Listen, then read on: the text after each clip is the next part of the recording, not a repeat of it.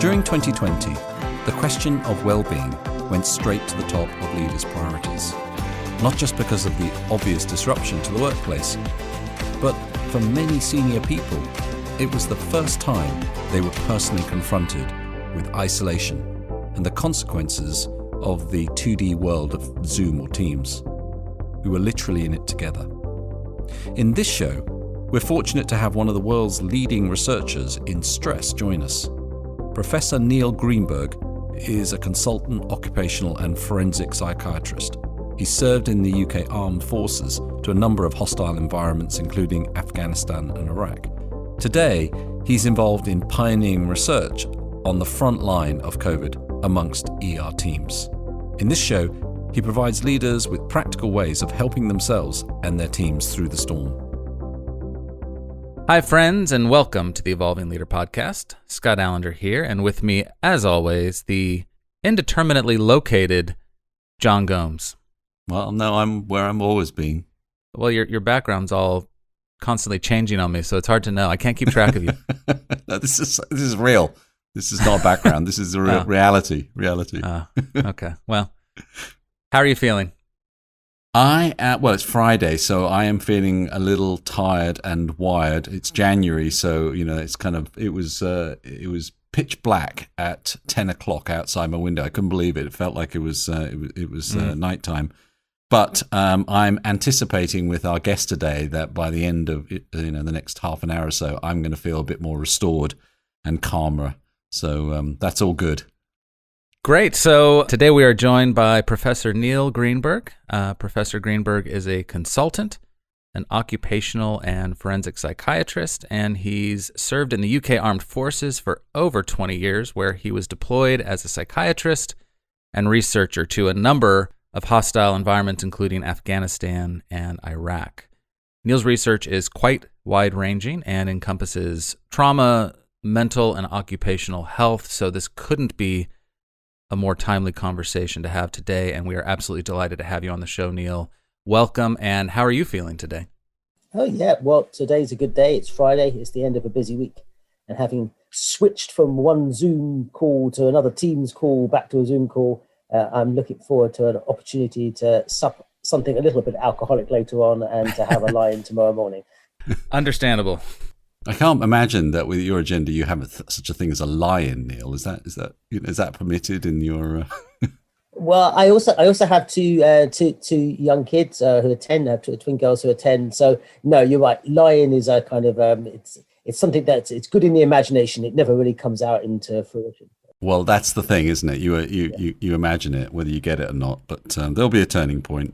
So I was really keen to have you on the show, and so we shared a conference platform a few years ago, and I was struck just by how much your thinking and practices and insights must be in demand right now. And before we get into all of that, can you give listeners a brief rundown of your career, why you got into the field in the first place, and how your understanding of the areas of research and practice have developed over the course of your life? Yeah, so I went to normal school. I went to medical school because I wanted to be a doctor. And then whilst I was there, I went to Southampton University, which is near the sea. One of my colleagues there, his brother was in the Royal Navy, and he told me one day that he was going to London to go and see someone about joining the Navy.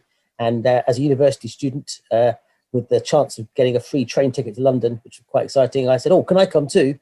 And I ended up going up, and one thing led to another. So I ended up joining the military, which was not on my to-do list when I was 16. But by the time I was 20, I'd signed on the dotted line.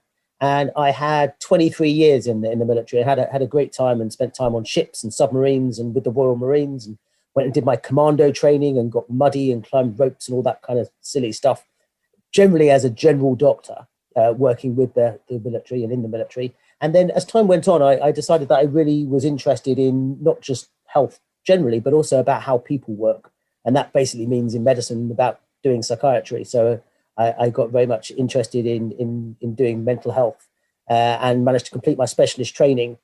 And one of the things that the military gives you this fascinating ability to do is not just to see patients as individuals, but to see patients as people who work in systems. And so when you would see someone from a particular ship and there'll be 5 people who come in from the weapons engineering department who had mental health difficulties, the chances are that wasn't just random. The chances are there was someone in that weapons engineering department who was causing some difficulties.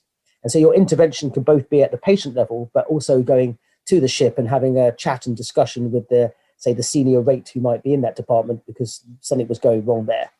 And so I got really interested in how organizations deal with mental health issues. And my strong belief, and this has been borne out and supported by my research over the years, is that actually in organizations, resilience often doesn't lie in individuals. It often lies between individuals. And those relationships between how you get on with your colleagues and your supervisors are vital in determining, what your mental health's like and also your ability to do well.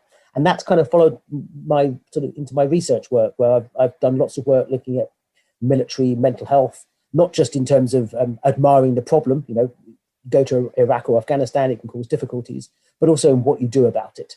And I've been very lucky to be at the forefront of developing sort of peer support systems, which are used in the military and now in a variety of other organizations, and also sort of manager training and trying to look at ways of delivering sort of mental health training.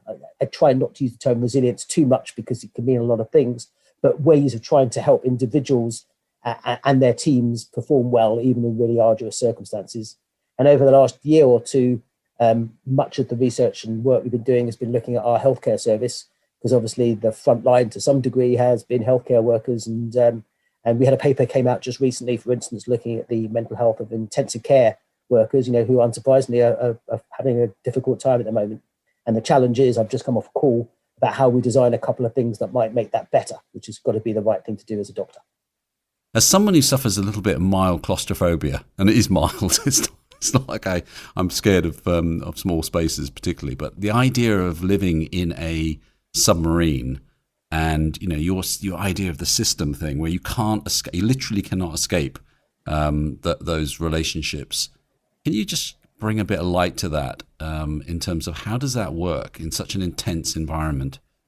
Yeah, so I was lucky enough to serve in HMS Spartan, which was a hunter-killer nuclear submarine, and we went away, and the longest we were underwater without coming up was just over 2 months. But we were, for the majority of the 7 or so months we were away, we were below the water in one shape or form. The only person on board those boats who gets their own cabin is the captain, and I wasn't the captain. And so I slept on a pallet in the weapons storage compartment next to Sally, the sub-harpoon missile, who was she was the strong silent type, was Sally.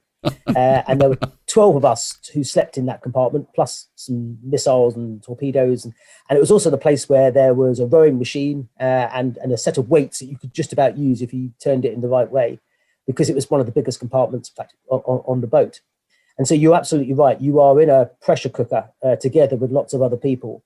And actually, the way that actually manifests is actually all the relationship issues that normally would sort of come out and people would be irky and irritable. Actually, people tend to grit their teeth and not say too much, because actually there is no way out. You can't close the door and slam it and you get more than a bit wet.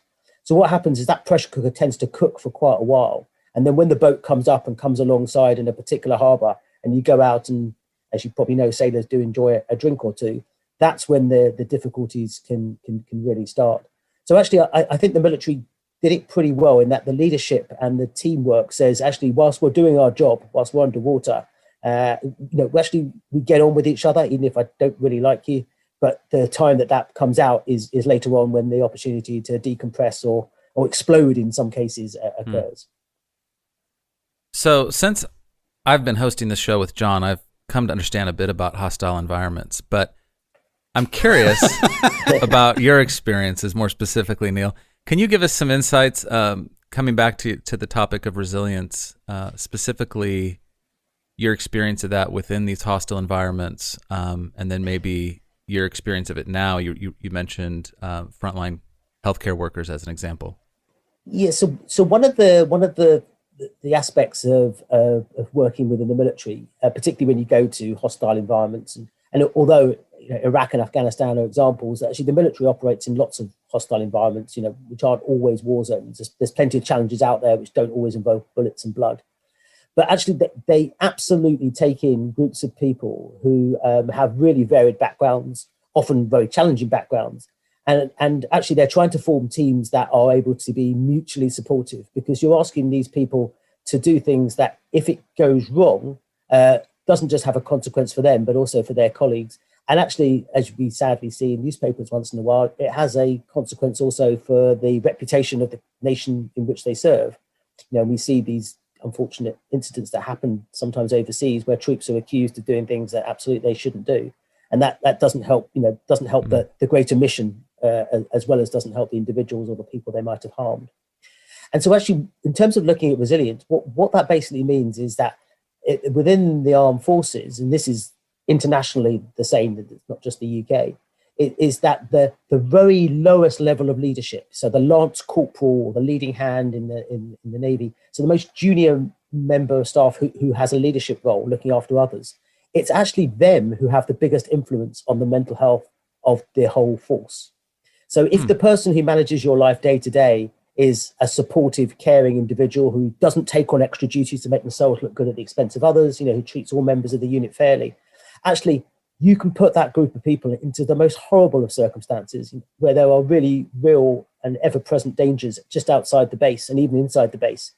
But actually, their mental health is generally good, remembering that these people joined the military, to do difficult tasks.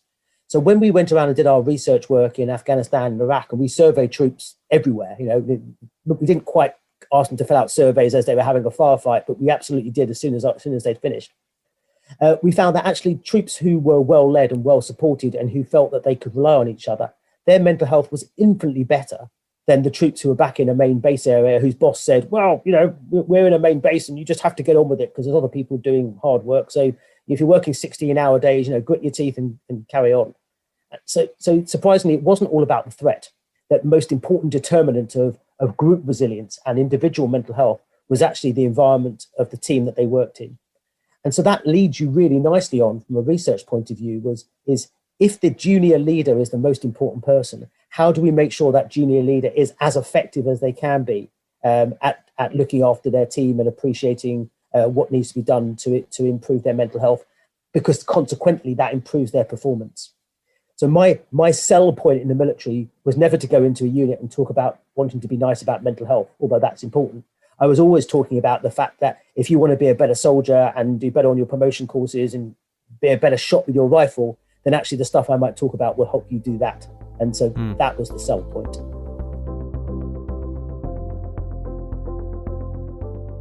I think it's really interesting when you talk about, this bigger challenge now of well-being in the world. And it's not just COVID. I mean, for the last 10 years, it's just been a rising increase in recognition in organizations. This is really important.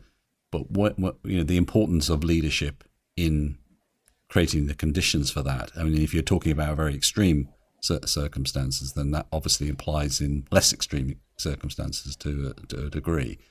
What kind of things are those junior leaders doing that really makes people feel different? What is at the root of it, do you think? So when our initial research, and this was also, we'll have to say, with some colleagues certainly in the US as well, who were fabulous to work with in the US military, when our initial research showed the measurable strength of that junior leadership, what then, as I say, led on was, well, what can we do about it? What is it about that leadership that makes the difference? And there's been some really good research, some of it we've done, but some of it I have to admit was done in Australia, which has basically showed that actually what makes the biggest difference to individuals' mental health if they're operating in arduous circumstances is having a supervisor who can have what we might call a psychologically savvy chat. That you can talk about mental health, not in a way where I've got a checklist here, I've got 6 questions to ask you, how are you feeling? Because anyone can see through that, and the supervisor actually doesn't know what they're doing. But actually in training up a supervisor to give them a set of skills, a set of levers, a set of tips that allow them to kind of open someone up. So when you start by having a conversation and saying to a soldier, how are you doing? And they go, I'm okay. You don't want their sergeant to go, oh, that's good. Well, let's move on then. You want the sergeant to go, really? You really okay? Given what happened yesterday, or I'm glad you're okay. Actually, I'm not doing so good. And actually to get into a conversation where people will start to reveal just a little bit about how they're doing, because the next step on from that is, if you're not great, what is it that's making you not feel or think great, and what can we do about it? So if we use that example at the moment, and we're doing this with some of our healthcare staff in the UK, the idea there is that if you have someone working on intensive care who isn't normally an intensive care specialist, and actually they're really anxious and they're absolutely concerned and frightened that they might do the wrong thing and the patient in front of them might die. They might miss an alarm, they might give the wrong dose of a drug, they might turn them in the wrong way.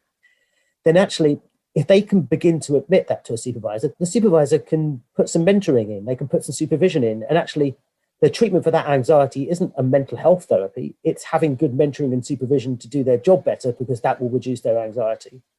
But until someone can feel confident that they can speak to their supervisor about that, and that they can admit that they're anxious and worried for what is a completely understandable reason, but they're worried about it, then actually you can't take those practical steps.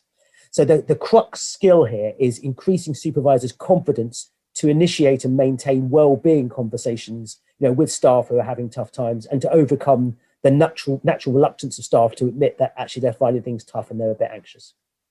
So how do you do that well? What I'm hearing for that junior leader who's creating that space for their team to say, hey, I'm not doing so good, is a bit of vulnerability on the part of the leader themselves, right? When they themselves say, yeah, I'm not doing too good from yesterday, creating that space, creating that safety. Is there any other attributes that need to be present for that leader? And how do you go about getting them ready to create that space? So there's three bits to it. The first is identification. So they need to have enough about them that they can identify someone who might be having a difficulty, so they can begin to try and start one of those conversations. So someone who's normally effective at work is seeming to spend a long time making what you thought were quite simple decisions, or they're changing characters, so they're more irritable or more withdrawn. Or actually, when you try to have an end of shift sort of review, which you normally do, actually they normally take part, but actually they're always going home and just not joining in that last 10 minutes. So the first thing is identifying that there might be a difficulty. The next thing is then engaging that person. And that might be by revealing a bit of personal vulnerability, if that's okay. You don't want to make things up, but say you're not doing well if you are. But also to use other levers, such as, I hope you don't mind me saying, but I've noticed that actually you seem to be dilly-dallying over that decision, and that's just not like you. Or to use something and say, well, I'm glad you're doing okay, but I can tell you other members of the team have been coming to me. I'm not going to tell you who they are, but other members of the team have been coming to me, and I know they've been finding it tough. So that's creating an environment in which it might be okay to say just a few things that might indicate that your real vulnerability. And then once that conversation starts, it's to shut up and to do some active listening, to encourage people to tell you enough of their difficulties so you can then come up with a plan. So the last thing is, how do you provide support?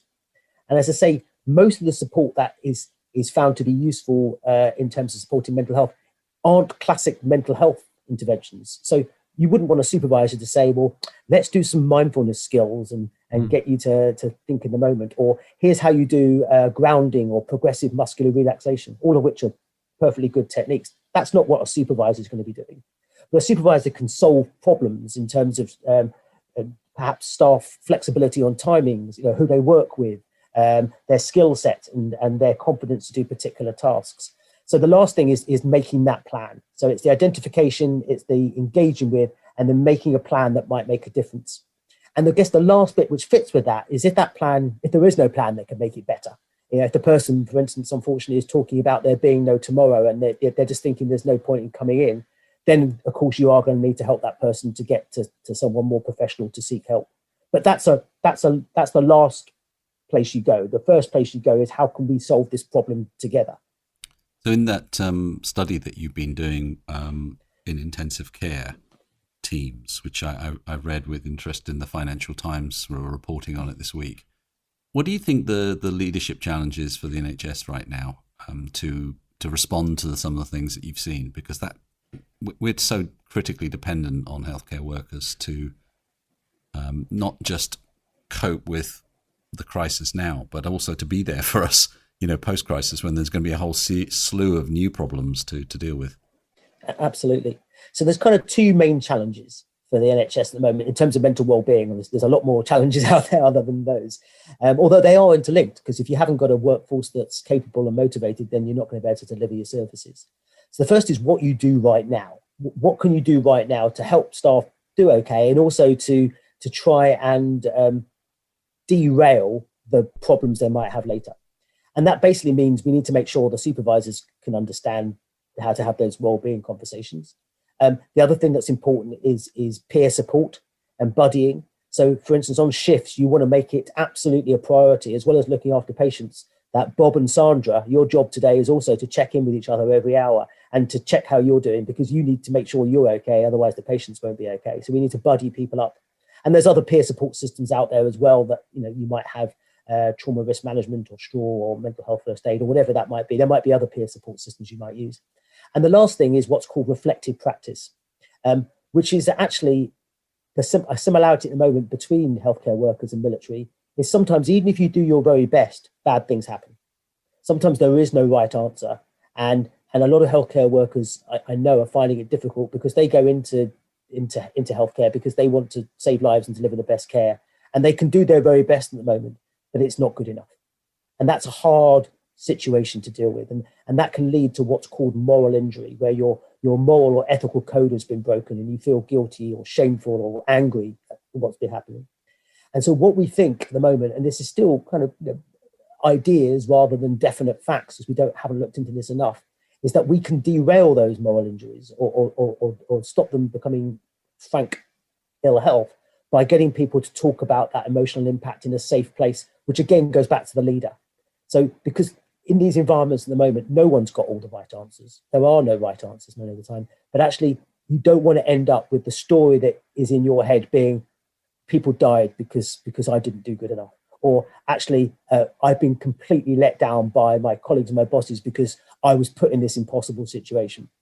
So if you can talk about that in a reflective practice group, which is about a leader starting off by saying, let me just tell you, I haven't always got the right things. I found this really difficult. And you can actually talk about that impact upon staff. And actually everyone can see that they're in the same storm together. They might not be in the same boat, but they're in the same storm. And what you're trying to do there is to develop what's called a meaningful narrative, a story which ends up with not me being the victim or not me being the perpetrator, but actually it was really tough. And although some people died, actually we saved a lot of others. And that's a much better place to be psychologically than it's all my fault or it's all their fault. So that's stuff that you want to be doing now. And then the challenge is that as this storm hopefully begins to decrease, and we all hope that over time, that actually the period of recovery, as you begin to get back to whatever happens next, that's the most vital bit in terms of determining long-term health. So if you take any trauma, if you take a single trauma like the World Trade Center disaster or a train crash or the like, we know that you can look at how were people beforehand. If vulnerable people go into these disasters, are they the ones that have problems afterwards? The answer is not always. You can look at how bad the trauma was, how bad was the disaster, how bad was the tsunami. But actually the thing that's most important isn't how they were before or how bad the trauma is. It's actually what happens as the recovery happens. And we know that actually if you can increase support and decrease pressure temporarily, then actually you can optimize the outcome for people and you can drastically reduce the likelihood that they'll go on and become unwell.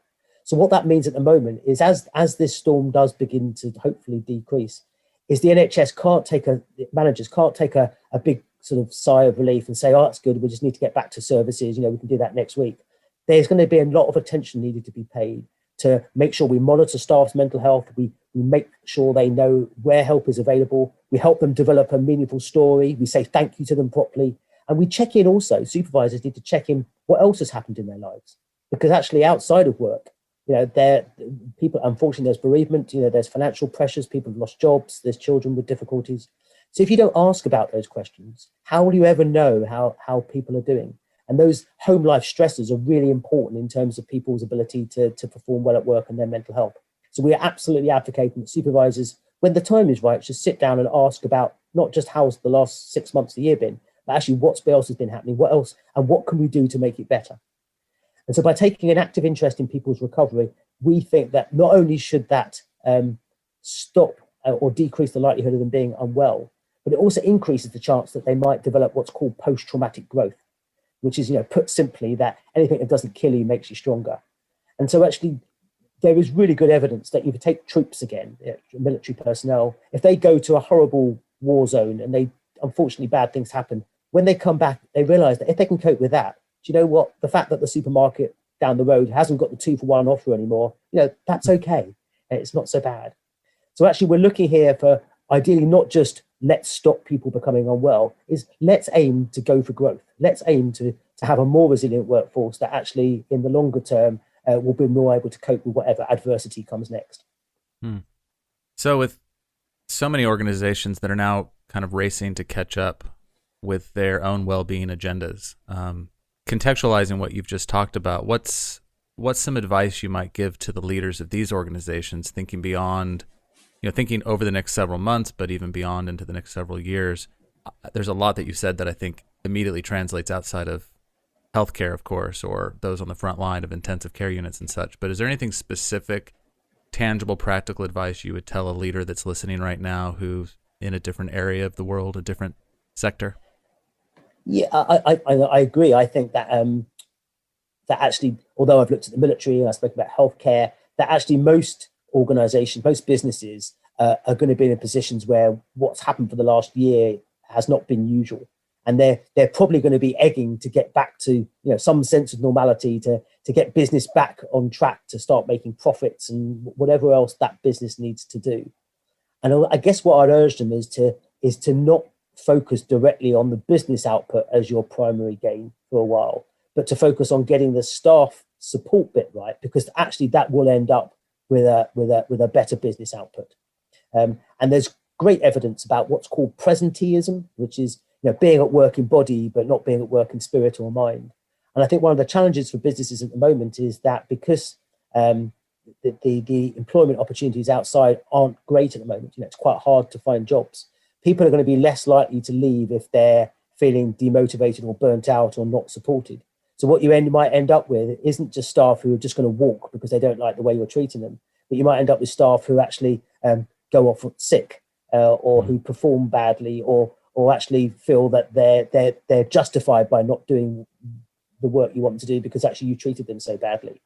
So I think if you can make sure that over the months and maybe even the first year or two that you put a primary focus on supporting staff, which might seem strange when you're desperate to get your business output back, then actually that will have some really long-term dividends. And actually, I think also you will find that if you do that, actually the dividends will easily come, and you'll realize that that's the right thing to be doing anyhow.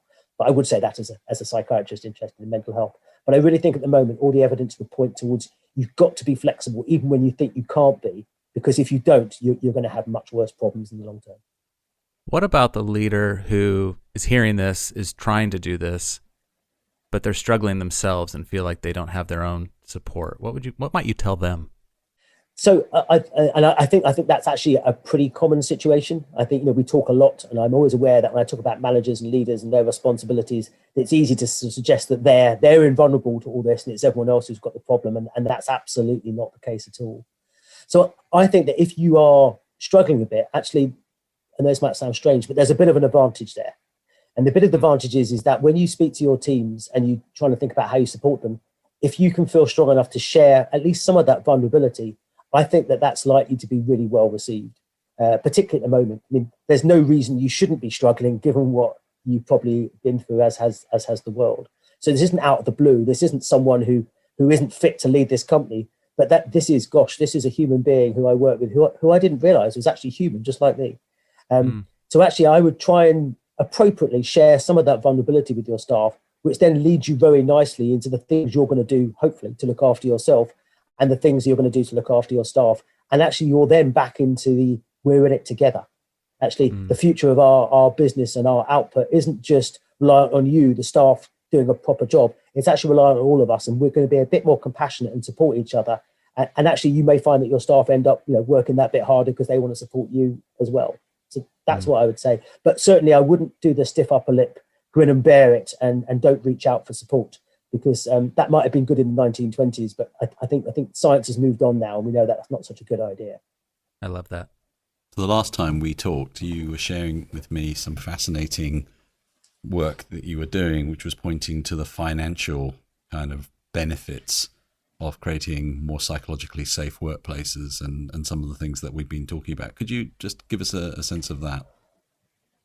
Yes, so some of it's my work, but some of it's far cleverer people who do economics in a way that I don't properly understand. I didn't study that very much. So I think on the economist side, there has been work done with organizations who go through crises. And what those studies show is that if you look at share price as an index of how efficient an organization is that after any crisis, an organization's share price tends to go down, and that's not surprising at all.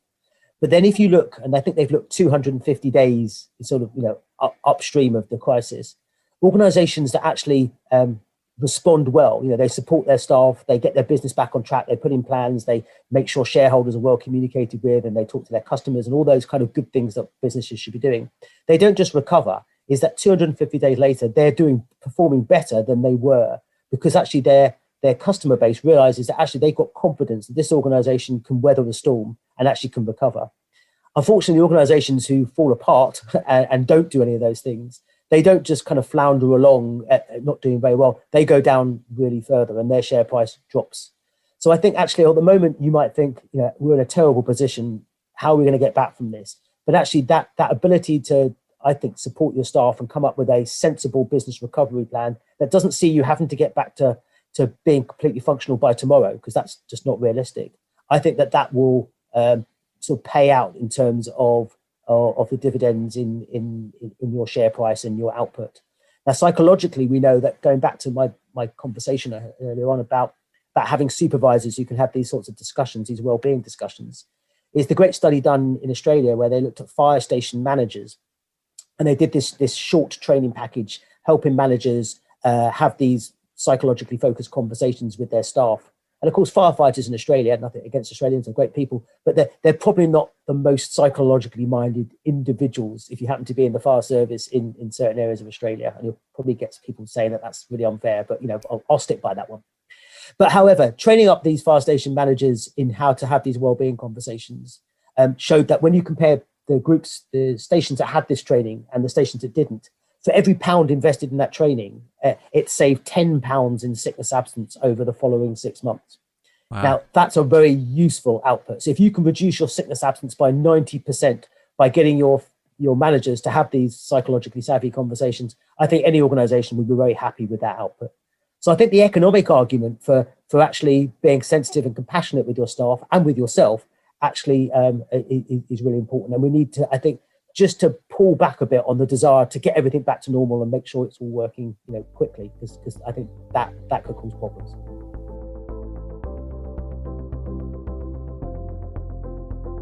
Hi folks, Phil Kirby here, producer of the show.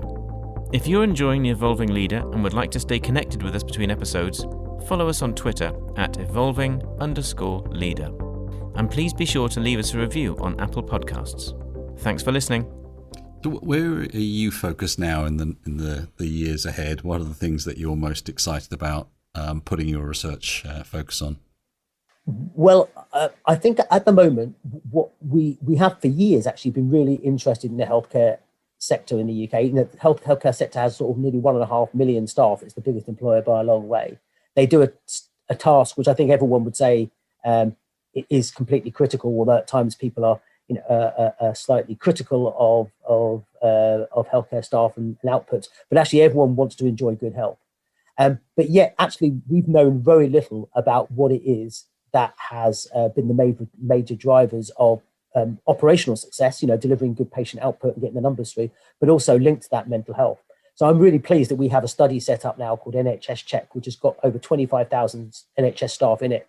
And what we really hope is we want to follow those people up, because actually, the take from our department is it's very easy to focus on disorder and disaster and staff leaving, but actually there's also a lot of staff who are doing well despite this horrible situation. There's staff who aren't leaving, there's staff who are joining. So we hope that data will allow us to look forward about what predicts good outcome, and also the other thing is what sort of interventions that we want to design actually make a positive difference, because the world of mental health research and interventions has been plagued by the fact that there are lots of really good ideas that when you test them properly don't turn out to be helpful, and actually in some cases cause harm. So one of these is what's called psychological debriefing. So 20, 30 years ago, that there was this thought that if you had a disaster, what you needed was lots of mental health professionals like me to come along and counsel people, because that would make them better. Now, the idea was nice, but when you examined it in detail, you find that didn't work. And in fact, the people who got the trauma counselling in the first few days after disasters did less well than the ones who got left well alone. Really? So I think we have to have, so trauma counselling, They're re-traumatized.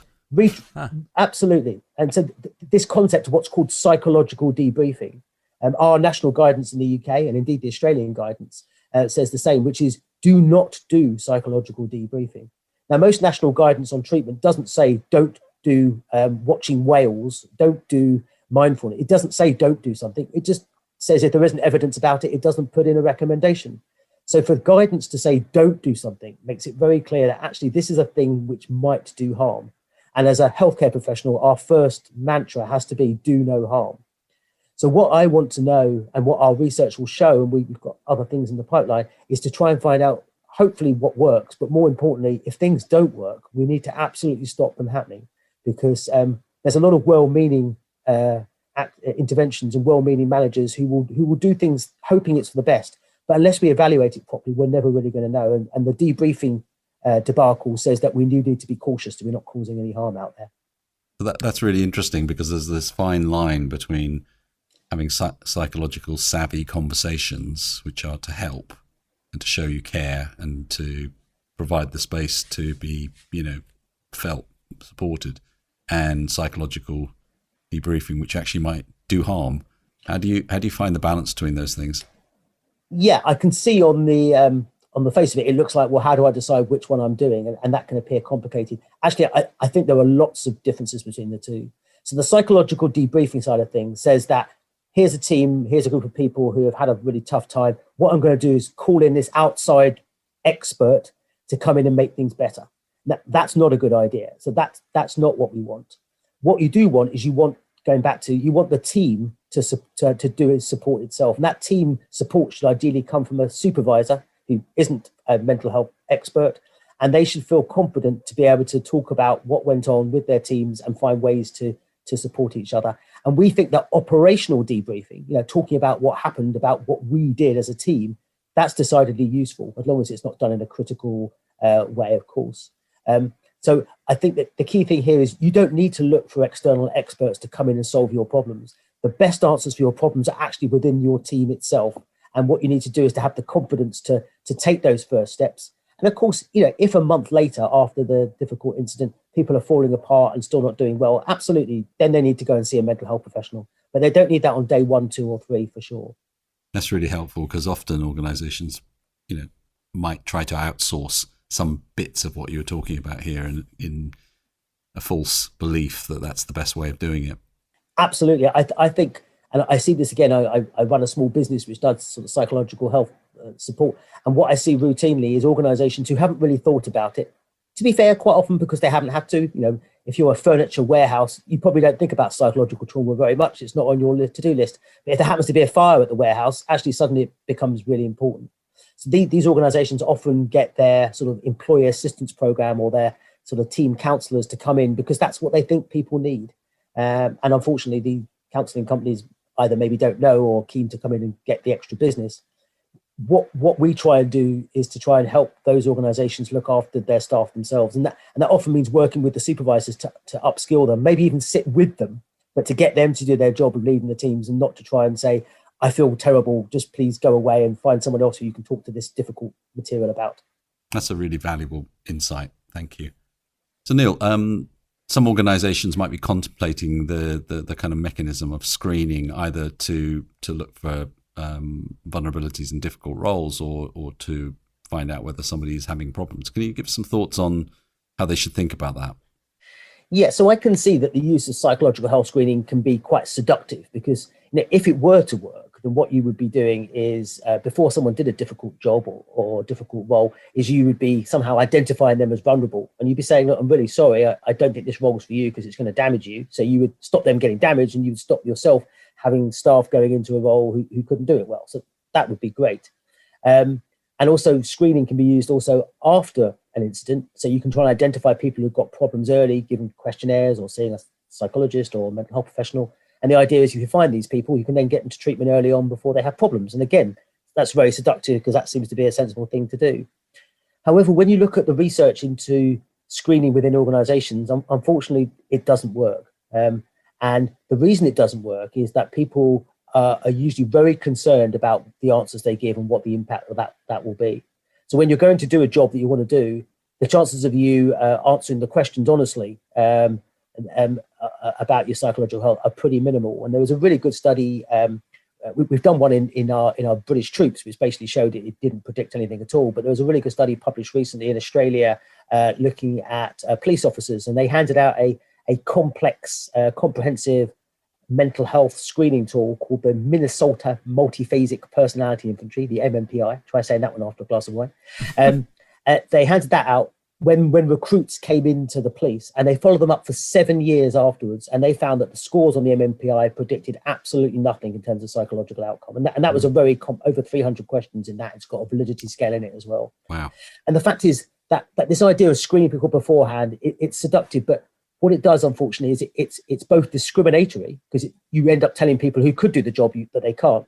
And it also ends up giving you false reassurance that, oh, well, this person's been screened, they're tough, that they're going to be okay. I don't need to look after them too much because we checked them already before they joined. And again, after a traumatic event, and this has been done a lot in military personnel. So take US troops, there's been well over 1 million US troops screened who come back from Iraq and Afghanistan. And actually what that found is a great study published in 2007 in a really good paper journal called the Journal of the American Medical Association, JAMA. It's a great journal. You'd be very happy to get a paper in there. And this evaluated the first few years of the US screening program for troops coming back from Iraq. And it had over 56,000 troops in it. And basically what it found overall is if you got screened as having a problem and then you went and got help, you did less well than if you got screened and you ignored the advice. So it appeared to be that the people who screened and went into care actually got worse. Now, there's lots of reasons why that might be. Yeah. But what it led them to think is, actually, there's something going on here. We need to do a proper study. But unfortunately, they couldn't do it in the US because to do a proper study of screening, you need a control group who weren't getting screening. And Congress wouldn't allow them, the US military, to stop screening people. And so that worked very well for us because they ended up giving us $3 million to do a trial of post-deployment screening in British troops because we weren't using screening at all. And so we did a trial of about 9,000 troops over about 3 years. We screened half of them and the other half didn't get screening. We followed them up for about 15 months on average. And we found that the screening led to absolutely no change at all. It didn't change their mental health and it didn't change their behavior. And the problem is that once you start a screening program, it's incredibly difficult to turn off because everyone's saying, well, why would we stop it?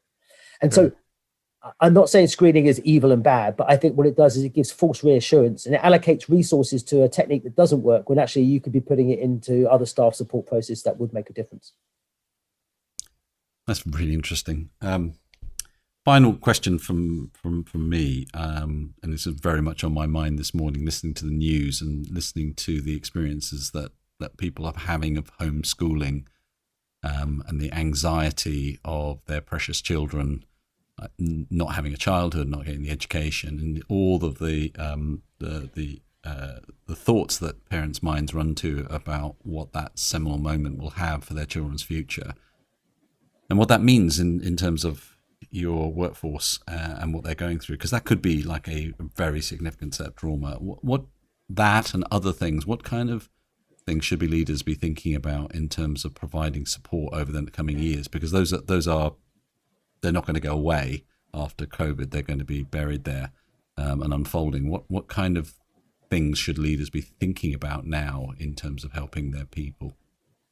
So I think if you're, in fact, I'm a trustee with the Society of Occupational Medicine, and at the moment we're just getting some guidance together, which we're trying to get a better evidence base for on home working with children. It's exactly that issue. So there's no doubt at all that trying to balance the needs of your employer and the needs of your children is incredibly difficult. And if you've got older children, it might just be a slight inconvenience. But if you have younger children or needy children, then actually, it's understandable that work has to come second place. So I think the answer here as to what to do about it, because there are no easy answers, is to have that conversation, is to not just try and make do and not, if you're an employee, not let your boss know that actually this is really difficult. And if you are a boss and someone brings that up, is you need to try and treat that as compassionately as you can and be flexible. And actually there might be ways that actually if you move the timing of doing tasks or you break tasks up or you do things differently, that actually you might better come to a very mutually acceptable position where actually the balance between the needs of the employer and the needs of the children can be met. But we all have to recognize that in most people's lives, our children and our families probably are, or they should be, more important than our job. And so you don't want to end up forcing someone into a situation where they're going to have to make decisions or do things badly because they're going to put their children first, whether you want them to or not. So I think in the short term is to be as flexible and compassionate and to have those discussions and to keep having those discussions to try and do what you can to make the situation as good as you could. I think in the longer term, this worry that parents will have that their children will never catch up and they've been somehow sort of permanently damaged. My experience, both as a parent but also as a scientist and a clinician, is I don't think that's likely to happen in most cases. I'm not saying never, because there are situations, but children in terms of mental and physical health care are actually far more resilient than parents give them credit for, and they bounce back. And of course, I know everyone is affected by this somewhat differently, but to be fair, most children are in a similar boat. And so this isn't so much that your child's had 6 months or a year out and everyone else has been carrying on with their education normally. The chances are that in their peer group, many, although not all of them, will be having similar experiences. So I think by all means remain concerned, and be aware, but try not to let your anxiety manifest into telling your children that things are never going to be the same and bad, because what's really evident is probably up until 16 and maybe even up until 18 is that the parents' anxieties and mental health concerns often sort of filter down to the children. And if you look at the biggest moderator for children's mental health and their ability to cope with adversity, it's actually the reactions of their parents. So after a single incident disaster where there's a fire or road traffic crash, the chance of the kids getting post-traumatic stress disorder is very much affected by the way that their parents react to it. So it's not infectious, but it definitely makes a difference. So the more that you can try and adopt a philosophical approach, which I know is easy for me to say and hard to do, the better actually the outcome might be for your children in the first place. Well, that is a really nice place to leave it. It gives us a bit of hope here, and you've given us a whole range of perspectives on what is uppermost in a lot of people's minds right now. So, Neil, thank you so much for joining us today. Thank you. Until next time, my friends, remember the world is evolving. Make your well-being a priority.